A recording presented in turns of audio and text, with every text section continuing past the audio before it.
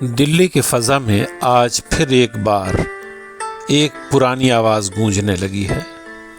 Mathura road کے کنارے نظام الدین ایسٹ علاقے میں سرخ پتھروں سے بنی ایک یادگار عمارت جو وقت کے بوجھ تلے خاموش ہوتی جا رہی تھی، اب آہستہ آہستہ دوبارہ سانس لینے لگی ہے۔ یہ خانہ خانہ کا مقبرہ ہے، ایک ایسی عمارت جس نے صدیوں کی تھکن اپنے اندر سمیٹ رکھی تھی۔ پتھر بکھر رہے تھے، نقش مٹ رہے تھے اور تاریخ جیسے خاموشی میں ڈوبتی جا رہی تھی، مگر اب آغا خان ٹرسٹ کی کوششوں سے یہ مقبرہ پھر سے اپنی کھوئی ہوئی پہچان کی طرف لوٹ رہا ہے۔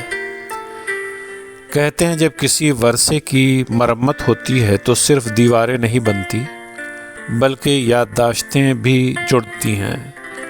مقبرہ کے اندر اور باہر ہر سمت وقت کے زخموں کو نرمی سے سمیٹا گیا ہے اور رحیم کے فکری ورثے کو، ان کی تحریروں اور ان کے نام کو زندہ رکھنے کے لیے تحقیق کا سفر بھی ساتھ ہی ساتھ شروع ہوا ہے۔ 3000 سے زیادہ ہاتھ اس عمارت کو چھوتے رہے۔ کسی نے پتھر تراشے، کسی نے محرابوں کو سنوارا اور کسی نے دیواروں میں پرانی دنوں کی بازگشت لوٹا دی۔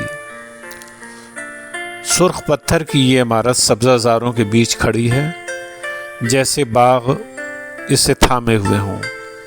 یہی تصور ہمایوں کے مقبرے میں بھی ملتا ہے اور یہی خواب آگے چل کر تاج محل کی صورت دنیا کے سامنے آیا۔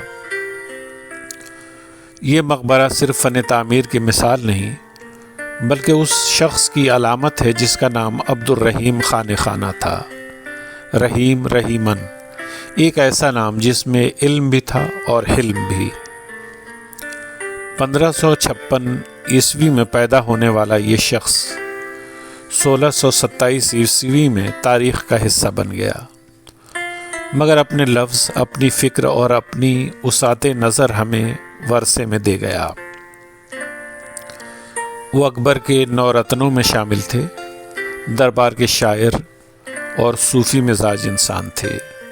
زبانیں ان کے لیے دیواریں نہیں تھیں، فارسی، عربی، ترکی، سنسکرت اور ہندی، ہر زبان ان کے علم کا ایک دروازہ تھی۔ وہ ستاروں کی چال بھی جانتے تھے اور لفظوں کی تاثیر بھی۔ علم نجوم پر کتابیں لکھی اور بابت کی خود نوشت کو ترکی سے فارسی میں منتقل کر کے ہسٹری کے لیے ہمیشہ کے لیے محفوظ کر دیا۔ بابر کی زندگی ایک طرح سے محفوظ ہوئی۔ عبدالرحیم خانِ خانہ نہ صرف بہادر سپاہی اور سمجھدار انسان تھے بلکہ ایک بڑے عالم اور سادہ دل انسان کے طور پر بھی جانے جاتے ہیں۔ ان کی ہیلپنگ نیچر مثال کے طور پر مشہور تھی۔ کہتے ہیں کہ وہ دربار سے گھر آتے تو غریبوں اور محتاجوں میں اپنا سب کچھ بانٹ دیتے تھے۔ یہی خصوصیت ان کے اشعار میں بھی نظر آتی ہے۔ رحیم کا دل دولت کے گرد نہیں گھومتا تھا بلکہ انسانوں کے لیے دھڑکتا تھا۔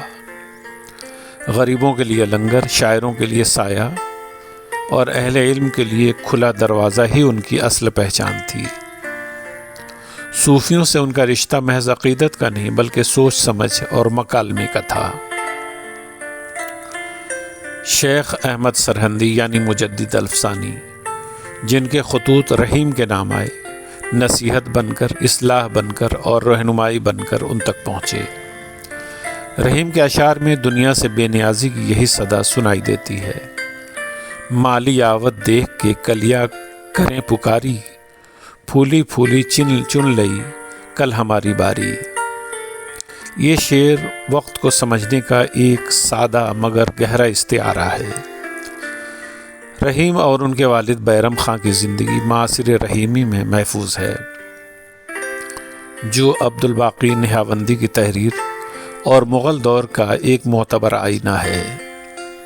آج جب خانہ خانہ کا مقبرہ دوبارہ سنور رہا ہے تو یہ محض پتھروں کی مرمت نہیں بلکہ ہماری تہذیبی یادداشت کی ازسر نو تعمیر ہے،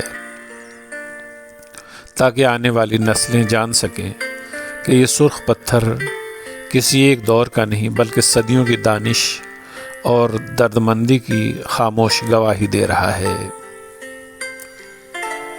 تاریخی، روحانی، اسلامی ویڈیوز کے لیے آپ ہمارے چینل کو سبسکرائب کرنا نہ بھولیں تاکہ ہماری ہر ویڈیو کی جانکاری سب سے پہلے آپ تک پہنچ سکے۔